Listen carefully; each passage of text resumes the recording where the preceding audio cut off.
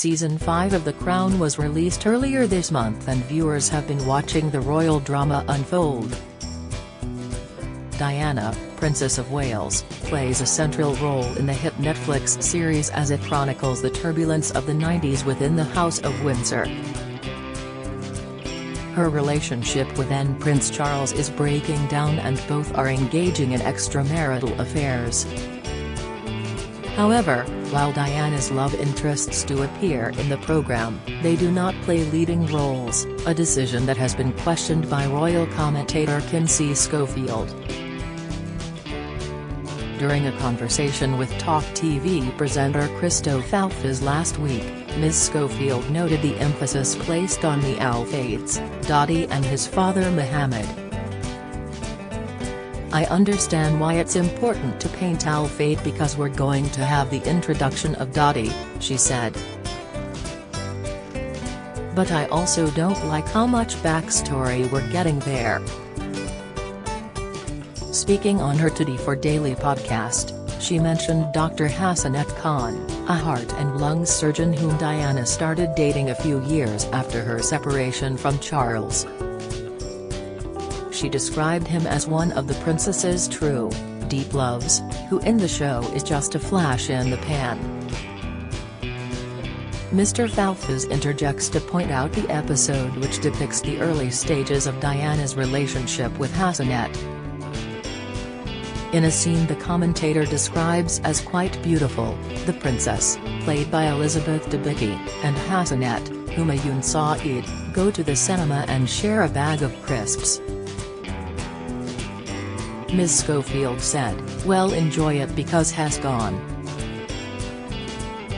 Has gone as quickly as he came," before adding, "They missed out on so much there.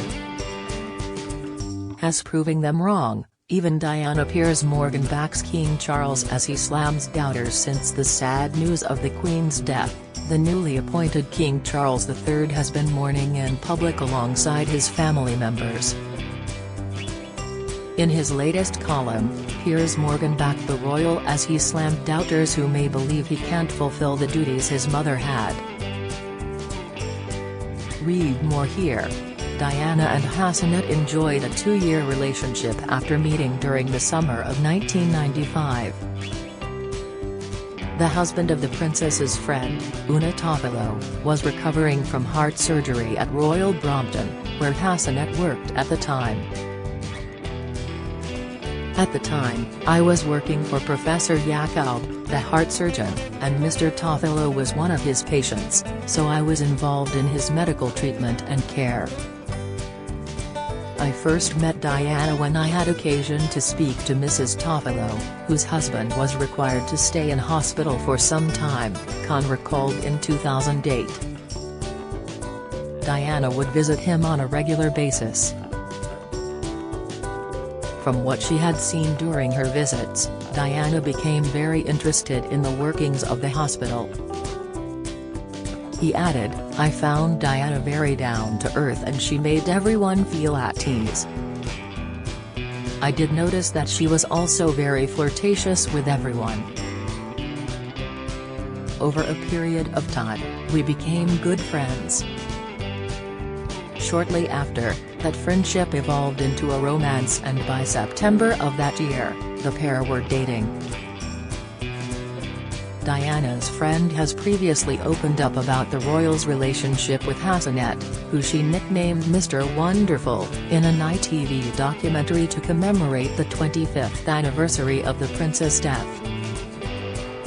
Speaking during Diana, the princess's friend and astrologer, Debbie Frank said, "I think that he was, in many ways, a real match for her because he was not seeking for himself. He was performing public service, intelligent, interesting, lacking in ego, real. That's the kind of person who was able to show her, Diana, what real love was." During their 2-year romance, the princess introduced Hassanet to her sons, Prince William and Prince Harry. Jemima Khan, a close friend of Diana and the former wife of Hassanet's distant cousin, Imran Khan, shared, Diana was madly in love with Hassanet Khan and wanted to marry him, even if that meant living in Pakistan, and that's one of the reasons why we became friends. However, the couple eventually broke up, with Hassanet citing the intense media attention as the reason for the relationship's dissolution. My main concern was about us getting married was that my life would be hell because of who she was, Khan explained in his statement to the inquest into her death. I knew I would not be able to live a normal life, and if we ever had children together, I would not be able to take them anywhere or do normal things with them. Richard Kay, who knew Hassanet as well as the princess, told the ITV documentary, "It may have been very intoxicating to be close to Diana, but it was also very destabilizing." Hassanet was a very dedicated medical professional, who wanted to make a name for himself, working as an NHS consultant. But the idea of being able to do that as the boyfriend of Princess Diana was overwhelming. He just simply couldn't have been able to do his job, and she knew that and he knew it. She plainly adored her and she absolutely adored him, and it might have been the most wonderful Mills and Boon happily ever after ending. According to Hassanet, in July 1997, Diana called off their relationship, and it was at this time the princess met Dadi Al Fayed. Following Diana's death, Hassanet told police that if she were alive today he thinks they would have remained very good friends, whatever she did and whomever she was with. He continued, "I do not know what Diana was like in other relationships, but she protected me very well, not just from the media but also from a lot of information. Perhaps she protected me because she thought we had a future together." The princess did have other serious relationships before she met Dadi, including her romance with James Hewitt, the cavalry officer Diana had an affair with during the late 80s. And, like her romance with Hassanet, the relationship was skipped over in the latest season of The Crown. Ms. Schofield explained, "He was in season 4 towards the end and it was really not touched upon. Maybe you saw 3 seconds of her with him. You did not get the fact that he trained the boys to ride, he was staying in the house on the weekends, and they were calling him Uncle James. They missed out on so much that could have been gone into with James Hewitt." She added, "I feel like it skipped over James Hewitt, which was a very, very serious relationship, to the point where people still, to this day, debate whether or not James Hewitt is Prince Harry's father. How do you just skate over James Hewitt?" As a consequence of James' romance with Diana, it has been frequently speculated that he could be the father of Harry, with many citing a resemblance between the two, noting their red hair, in particular. James has uniformly denied these claims. Similarly, Mr. Falfas insisted he too does not believe the rumors, saying, "Harry is looking more like Charles every day, and has the absolute image of Prince Philip at a similar, or maybe slightly younger, age.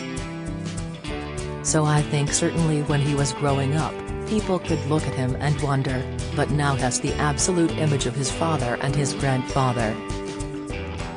The Talk TV presenter then asked the royal commentator whether there wasn't enough drama in the relationship between Diana and James to be depicted on the program. "Oh my gosh. There wasn't enough drama?" Ms. Schofield questioned sarcastically. They break up and he writes Princess in Love, admits to this affair before her Panorama interview. This is a book about their love affair and he says that they had relations at Althorpe, the Spencer family's estate. So no, there's plenty of drama. In her infamous interview, Diana also confirmed the affair, saying, "Yes, I adored him. Yes, I was in love with him. But I was very let down, referring to her former partner's involvement in the publication of the book. Following Diana's tragic death in August 1997, James continued to make headlines intermittently for continued revelations about the affair. In 1999, he released his second book Love and War, further detailing the relationship, and has given numerous interviews on the subject in the ensuing decades.